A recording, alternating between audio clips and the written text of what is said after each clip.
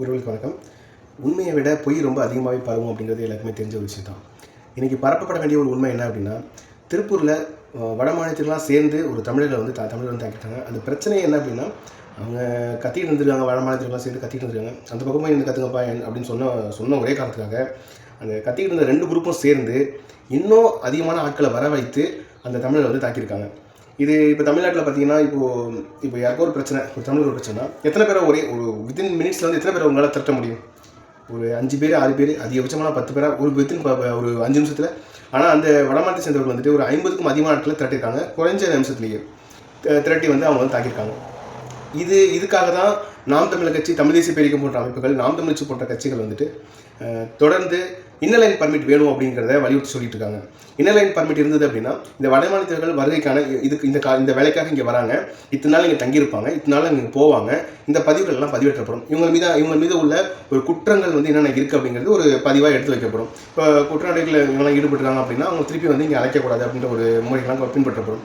இன்றைக்கி பார்க்குறோம், ஒரு சாதாரண ஒரு அங்கிட்டு போய் நில்லுப்பான்னு சொன்னதுக்கே வந்துட்டு அவங்களால தாங்க முடியல, ஒரு 50 பேர் கூப்பிட்டு வந்து அடிக்கிறாங்க அப்படின்னா, நாளைக்கு இது எப்படி வேணால் நடக்கலாம்.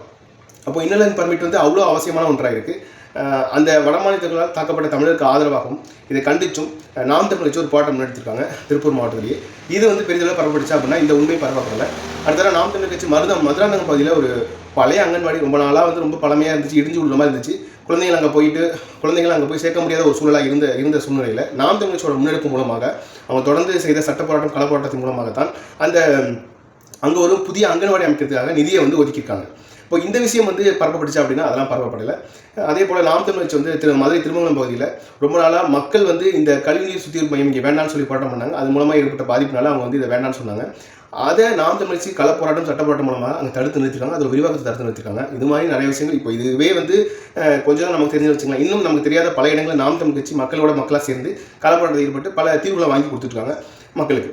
இதெல்லாம் வந்து பரப்பப்படுச்சா அப்படின்னா இதெல்லாம் பரப்பப்படல. ஆனால் இங்கே என்ன விஷயங்கள் வந்து பரப்பப்படுதுன்னா, மிகப்பெரிய பொய்கள் வந்து அதிகமாக ஷேர் செய்யப்படுது. அதுக்கான முக்கியமான காரணம் இன்றைக்கி இந்த இணையதள உலகத்தை வந்து அதிக கட்டுப்பாட்டில் வச்சுக்கிறது குறிப்பிட்ட ஒரு தாவேக்கா கட்சிகள் வச்சுருக்காங்க. தன்னால்வராக வந்து அதில் செயல்படுறாங்களா அப்படின்னா அது சில கட்சிகள் இருக்கும். அந்த ஒரு தலைவரை பிடிச்சி, அவங்களோட கொள்கைகளை பிடிச்சி, அவங்களோட கோட்பாடை பிடிச்சி, இந்த தத்துவத்தை பிடிச்சி அப்படின்னு சொல்கிறதுலாம் அங்கே எதுவும் இல்லை. ஒரே காரணம் தான், விஜய் அவர்களை மீதான ஒரு பற்று. ஏன்னா நான் வந்து ஒரு மிகப்பெரிய ரசிகராக இருந்தேன். 2016 கிட்ட வந்து அவர் வந்திருந்தார், விஜய் வந்திருந்தார் அப்படின்னா நான் அவர் தான் ஓட்ட போட்டிருப்பேன். அந்த மாதிரியான அப்போ அவ்வளோதான் எனக்கு அரசியல் புரிஞ்சுன்னு வச்சுங்களேன். அப்படி இருக்க நபர்கள் அதில் செயல்படுறாங்க, அது வேறு விஷயம். ஆனால் ஒரு நிறுவனமாக அமைச்சு ஒரு நபரை வேலைக்கு வச்சு, ஒரு நபர் இல்லை பல 100க்கும் அதிகமான ஆட்களை ஒரு குறிப்பிட்ட இடத்துல வேலைக்கு வச்சு அவங்களுக்கு சம்பளம் கொடுத்து 24/7 இவங்க இந்த விஷயத்தை ஸ்ப்ரெட் பண்ணிகிட்டே இருக்கணும் அப்படின்னா, எடுத்துக்காட்டு சொல்கிற மாதிரி ஒரு 100 பேர் இருக்காங்க அப்படின்னா ஒரு ஆளுக்கு ஒரு 20 ஐடி, ஒரு 20 சிம் கார்டு வாங்க முடிஞ்சது அப்படின்னா 20 ஐடிக்கு மேலேயே ஓப்பன் பண்ண முடியும். ஒருத்தவங்க ஒரு 20 ஐடி போகிறாங்க அப்படின்னா 100 பேர் × 20 பார்த்துங்க. இப்போ இது வந்து ஸ்ப்ரெட் ஆச்சுன்னா டக்குன்னு பூமாகும், பெரிய அளவில் ஸ்ப்ரெட் ஆகும். இது ஒரு பெரிய பேசுபொருளாகும். இவங்க மட்டும்தான் இங்கே இருக்காங்கன்ற மாதிரி, இவங்க மட்டும் தான் நல்லதே பண்ணிட்டு இருக்காங்க அப்படின்ற மாதிரியான ஒரு ஃபேக்கான ஒரு விஷயங்கள் இங்கே பரப்பப்படும். அப்படி பரப்பப்பட்ட பல விடயங்கள் இங்கே இருக்குது. எம்எல்ஏ ஆனதுக்கப்புறம் ஒருத்தர் வந்து செருப்பு இல்லாமல் பஸ்ஸில் போனார், ஒரு எம்எல்ஏ, தாவேக்கா எம்எல்ஏ அப்படின்னு சொல்கிறாங்க. அவர் வந்து நாம் தமிழ் கட்சியில் பண மோசடி செஞ்சதுக்காக நீக்கப்பட்ட ஒருத்தர் தான். பண மோசடி செஞ்ச காரணத்துக்காக ஒரு கட்சியை நீக்கியிருக்காங்க, நாம் தமிழ் கட்சி நீக்கியிருக்காங்க. அவங்கள ஒரு கட்சி சட்டமன்றத்துக்கு அனுப்புது, சட்டமன்ற உறுப்பினராக. இது என்ன நடக்க போகுதுன்னு தெரியல. இது மாதிரி அவங்க தான் வந்து முதல் பெண் அமைச்சர், அவங்க தான் முதல்ல ஃபேண்டு போட்டாங்க, அவங்க தான் முதல்ல பல் வளர்க்குறாங்க. இந்த மாதிரியான ஃபேக் நியூஸ் எல்லாமே அதிகமாக ஸ்ப்ரெட் ஆகிட்டு இருக்கு. முதல் பெண் அமைச்சர் யாருக்கு அப்படின்னு தெரியும், இதுக்கு முன்னாடி பெண் அமைச்சர் எத்தனை பேர் இருந்தாங்கிறது எல்லாருக்குமே தெரியும். ஆனால் எதுவுமே தெரியாத மாதிரி இவங்க இந்த ஃபேக் நியூஸையே உண்மையாகவே பரப்பிட்டு இருக்காங்க. இது மாதிரி இப்போ இந்த குஜராத்தில் பார்த்தீங்கன்னா மோடி அரசு வந்து ஒன்று பண்ணிட்டு இருக்கும். முன்னாடி அங்கே வெளிநாடுகளில் இருக்கக்கூடிய அந்த இன்ஃப்ராஸ்ட்ரக்சர்லாம் ஃபோட்டோ எடுத்து இது வந்து குஜராத் அப்படின்னு சொல்லிட்டு பரப்புவாங்க. அது மாதிரி தாவேக்கான என்ன பண்ணுறாங்கன்னா, வேற எங்கேயாவது நடந்த நிகழ்வுகளை எடுத்து இது வந்து தாவேக்கா செஞ்சது அப்படின்னு சொல்கிறாங்க. ஏற்கனவே நடந்த ஒரு விஷயத்தை அந்த குப்பைக்குள்ளில் போட்டு அந்த குட்கா இதெல்லாம் போட்டு எரிச்சாங்க. இதெல்லாம் வந்து பழைய நியூஸ்.